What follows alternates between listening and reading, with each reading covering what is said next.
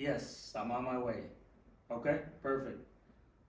So I just want to be clear, I'm coming out there with an agreement. So if we agree on everything and everything looks right, you're ready to sign today?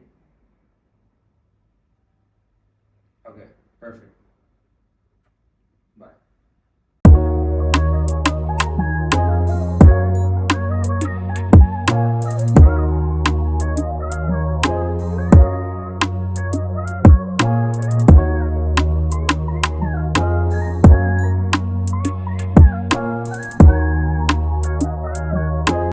Okay, so we're on the way to meet the seller. This is land that they're selling. She inherited the property from her deceased brother. So her and her other brother inherited the property, and the brother that died, he has a daughter that is MIA. She's somewhere in California. So this is where it's gonna come to skip tracing, because we have to find this daughter because she has rights to the property. However, we're gonna start the process. Also, the seller is an older lady, so she wanted her daughter there to sign, to be a witness to sign. So that's something I would have suggested myself anyway, but she suggested it first. So yeah, that's it. Inherited property. So if you just inherited a property and there was no will, you're probably gonna have to do an affidavit of heirship, and anyone who has rights to that property is gonna have to sign off. Luckily, her brother that also inherited the property, he said he doesn't want anything to do with the property. Okay, so we're gonna see.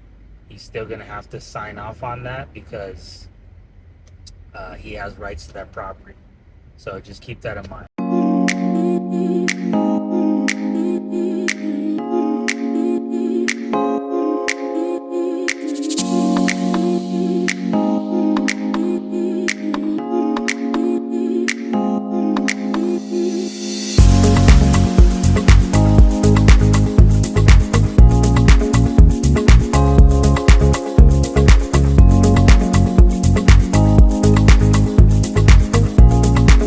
I have some time to kill. I overestimated traffic, so I have about 10 minutes to kill. But I'm just going to talk to you guys real quick about how to buy your siblings out of inherited property. Let's say you just inherited a property from your parents, from your grandparents, whoever, and there's 2 of you on the deed, there's 4 of you on the deed. Can you sell the property without your siblings' permission? Absolutely not.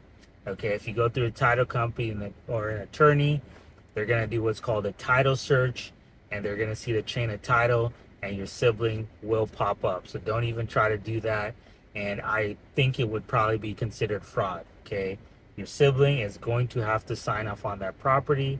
They have rights to that property. Okay, so here's how they can do it. If they have money, obviously they just cash you out. Okay, they give you your fair portion, and I can tell you how to determine what your fair portion is, and that's how you buy your sibling out. Okay, if they don't have any money, what they can do is they can get a loan from the bank. Now, in order to get a loan from the bank, you're gonna have to have good credit. I would say 650 or more. If you don't have good credit, I do have connections with that. I can send you a referral. It takes about 6 months to fix your credit, depending on your situation. And you got to make sure that you're caught up on all your bills. Because if you're not caught up on your bills and you're trying to fix your credit, and every month you're getting late payments, it's not gonna help you at all. Okay, so those are 2 ways you can buy out your sibling. A third way you can do it, if you don't have money to get a loan and you don't have money yourself. Another thing they can do is they can get on a payment plan. Okay, hopefully you have a good relationship with your sibling and they trust you, where you can give them monthly payments as you fix your credit or as you get the money together. But at least the property will be fully in your name. When you do a payment plan, it's called seller finance. You're actually going to own that property, right? It's going to be yours 100%, but there's going to be a lien on the property to your sibling. Okay, so you cannot resell the property without paying your sibling off, and whatever happens if that property, if you pass away, whatever, there's always a lien on that property until it's paid off. Okay, so that's how you can buy out your sibling, or that's how your sibling can buy you out of a property.